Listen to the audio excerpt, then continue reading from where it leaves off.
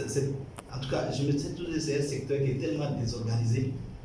Mais je ne savais pas, je sais qu'il y a la rue Passy existait, mais je ne savais pas qu'il y avait assez de boulot qui avait été fait pour ça. Donc vraiment, je pense qu'on ne part pas de zéro. Il y a déjà quelque chose d'organisé sur place et qui ne demande qu'à être accompagné pour parachever le travail qui a été déjà initié. Donc je peux tout simplement vous féliciter et vous encourager à continuer sur cette lancée-là. La direction générale, bien entendu, va vous accompagner à travers la direction des activités touristiques parce que c'est elle qui relève toutes ces activités-là. Voilà, nous, on va accompagner la direction des activités touristiques dans vraiment l'appui qu'il faut vous apporter du point de vue technique.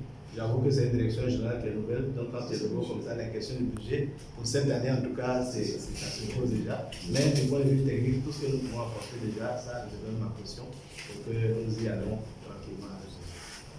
Merci beaucoup. Voilà. Conseiller.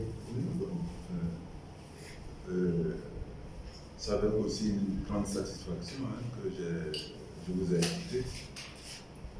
On voit que le secteur est riche et qu'il y a beaucoup à faire. Et la mission serait aussi une mission profitable pour tous. Déjà, d'entrée de jeu, je voulais remercier le directeur général qui a mis en place cette stratégie de contact. Vous savez, en Côte d'Ivoire, les gens travaillent, mais les secteurs, il faut les organiser. Et chacun se sent souvent concerné ou je ne suis pas concerné. Mais cette démarche du DG, les fêtières, je salue cette démarche. En tant que conseiller technique ministre chargé des projets, nous allons travailler sur les différents projets et aussi réaliser vraiment ce qui est réalisable. Merci encore une fois pour dire que en venant ici, je ne m'attendais pas à une telle organisation. Vous avez fait du travail, vous avez fait du chemin, mais ce chemin serait accompagné par le ministère, par le biais de la direction générale. C'est vraiment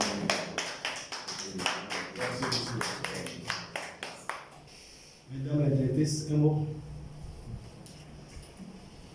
Merci beaucoup, monsieur le directeur général.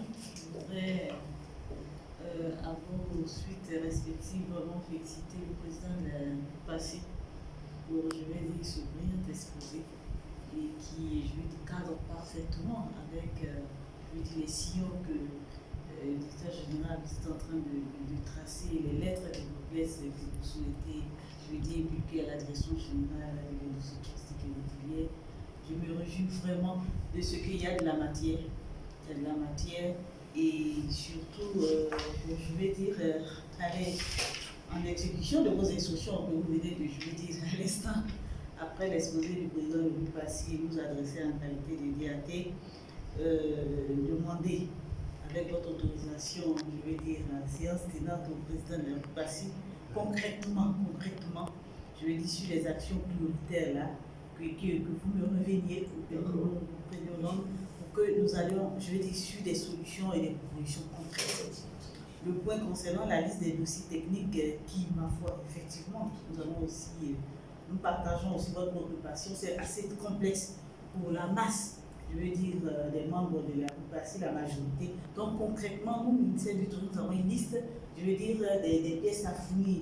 Vous maîtrisez la réalité, c'est de nous faire une proposition afin que, je vais dire, autour d'une table, entre la DAT et les DGU, sur l'instruction de M. le directeur général et vous-même, nous accordions sur l'essentiel. Voilà l'essentiel de ce dossier technique pour que très rapidement, on puisse, je vais dire, régulariser la situation de ces entreprises-là. Voilà, moi j'attache, je vais dire, un point d'honneur à ce troisième point. Et puis le DG vient de nous instruire l'accompagnement technique. L'accompagnement technique, voilà, vous est acquis aussi sur les sujets de directeur général. Là, monsieur le directeur général, il y a quelques mots que je vous lâche. Merci. Merci beaucoup, Mme Peut-être ça va être un peu répétitif de tout ce qui a été dit, mais moi je suis vraiment impressionnée de voir qu'il y a vraiment eu un travail à votre niveau. Ça fait que, comme pour vous parler un peu comme en Afrique, aide-toi et puis on va t'aider. Vous ne vous êtes pas resté assis pour dire le ministère va venir et puis on va il y a déjà les fondements. Et c'est vraiment encourageant. Quand on vient vers des gens comme ça encourage encore plus aider parce qu'ils ont déjà battu quelque chose d'extraordinaire. C'est encore plus facile pour mettre les choses en place. Donc c'est vraiment ça que je vais rajouter, vous féliciter. Merci beaucoup. Merci beaucoup, Président. Donc, je voulais juste revenir un peu sur la question des dossiers à fournir dans la direction du guichet unique pour avoir les différentes autorisations. Cela s'impose à nous maintenant, parce que depuis le mois de janvier dernier, il y a un décret qui porte l'obligation de placement de l'ensemble des établissements de tourisme. Nous avons déjà lancé l'opération depuis hier pour les hôtels. On a mis la priorité sur les établissements d'hébergement et surtout dans les villes qui vont abriter la CAN 2022 qui va se jouer en 2023. Donc c'est dans ces villes on a mis la priorité sur le volet, comme j'ai dit, le volet hébergement. Mais très rapidement, on va aller vers, après les établissements d'hébergement, on va aller vers les autres types, les autres sous-secteurs, notamment le sous-secteur de la restauration, le sous-secteur des agences de voyage et tout cela, tout ce qui peut être classé. Donc c'est dire que pour être classé, il faut être en règle vis-à-vis de l'intégration, sinon voilà, il faut être classé ou identifié. Et pour les restaurants, je crois savoir que tout ce qui est restaurant classique, ce serait des fourchettes. Et pour tout ce qui est maquis et restaurant traditionnel, ce serait des taniers. Donc du coup, il faudra que ces établissements-là aient une autorisation. Et donc, le travail s'impose. Il faut qu'on puisse travailler rapidement à sortir les pièces nécessaires, ne pas aller trop dans les détails pour permettre à toutes ces structures-là, à toutes les entreprises d'être. Et je reviens un peu sur la question de la COVID-19. J'ai eu la chance, dès que la COVID-19 est survenue, j'ai été désigné au niveau du ministère du Tourisme pour faire partie du comité d'éveil économique qui avait été mis en place par la primature.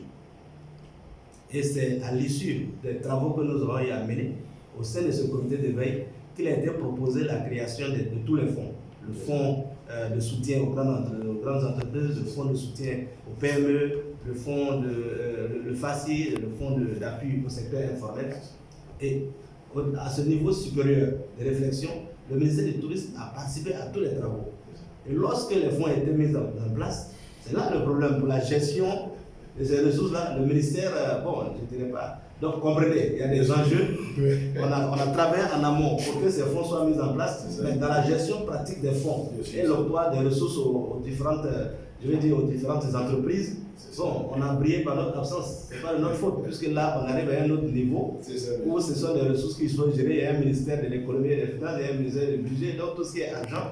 Nous, on a assisté à distance. Voilà, donc ça se comprend. Et je pense que ce qui a fait que la plupart des acteurs de notre secteur n'ont pas eu ces fonds-là, c'est le problème qu'on pose. On demandait un certain nombre de pièces à fournir.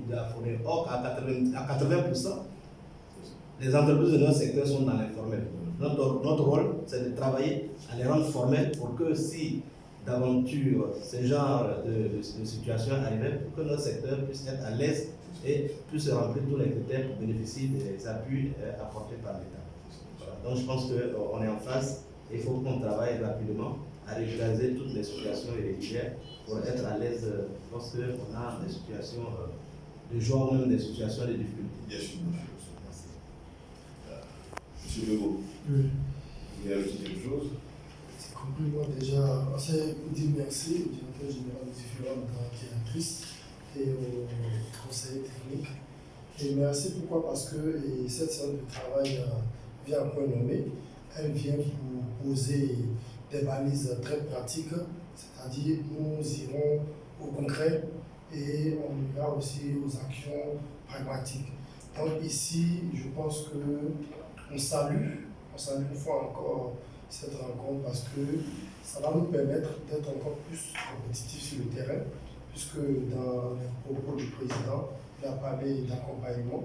Moi, je vais plus insister sur la subvention, même si ce n'est pas cette année, mais à partir de l'année prochaine, si on peut être subventionné, ça va nous permettre d'élargir nos champs d'action, c'est-à-dire on ne va pas seulement s'éterniser sur Abidjan, mais on ira au-delà. Puisque aujourd'hui, nos déplacements, nous les faisons à fond propre.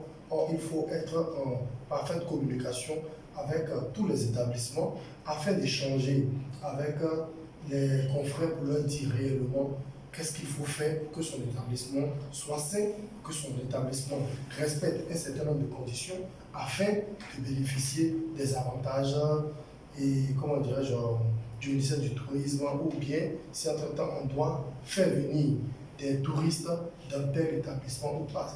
On ne fera pas partie dans les grands hôtels, dans les grands établissements, les étrangers, les touristes qui viennent, mais il y a des petits établissements où on peut les faire venir visiter. Par exemple, on a beaucoup fait sortir le nom Blocos, parce qu'aujourd'hui nous sommes au bordure de la lagune Ébrié et il y a plusieurs établissements qui longent le bord de la lagune. Donc on peut faire venir des touristes là, on peut faire venir une délégation du ministère venir visiter, mais si on doit faire venir ces personnalités-là, ces étrangers-là, dans des cadres qui ne sont pas sains, là il y a un problème. Donc nous serons plus motivés à aller vers nos confrères, leur dire ce qu'il faut, plus communiquer avec eux, parce que, comme le président l'a dit, tous ceux qui sont dans ce secteur informel ne sont pas alphabétisés. Il y a beaucoup d'analphabètes parmi nous. Donc, avec la communication, on va mieux amener les uns les autres à savoir qu'est-ce qu'il faut faire, qu'est-ce qu'il ne faut pas faire, comment rendre son lieu sain et tout ça. C'est vrai, la Covid a amené certains établissements à savoir ce que le gel et autres. Or, entre-temps, ça existait, mais tous les établissements ne les utilisaient pas.